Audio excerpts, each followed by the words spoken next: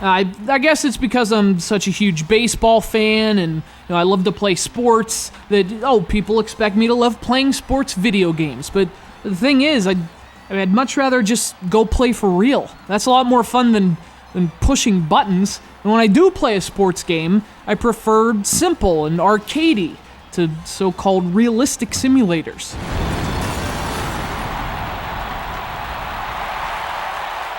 So because of all that, my opinions on sports games are usually a bit different than the critical consensus. Case in point, MLB Pennant Race. This is a game that some really didn't like back in the day, and frankly, there are things about it that suck even more in 2012, but I kind of like it.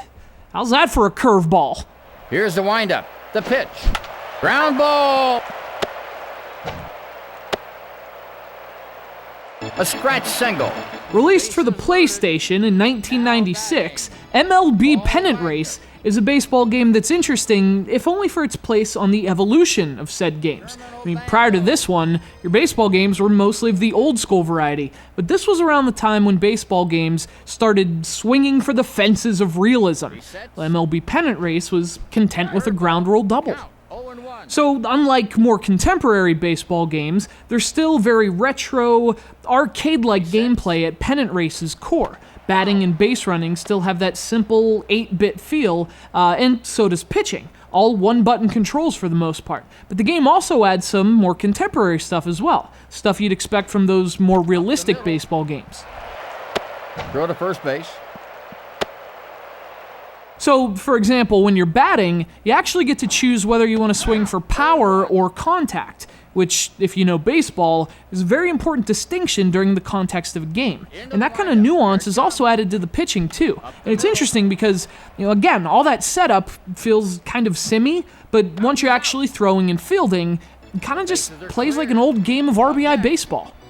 So I actually like that middle ground, and the benefit is that you get the features of a realistic baseball game too. The entire MLB from 1995 and all its teams and players have been included, as well as actual stadiums, which look pretty terrible through a modern lens, but were perfectly solid 17 years ago.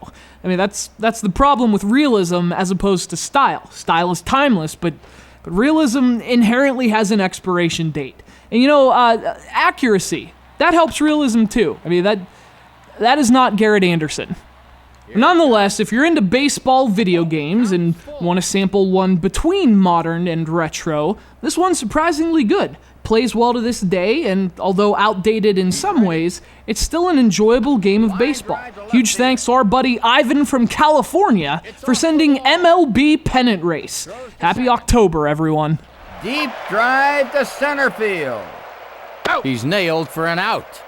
The Pirates win!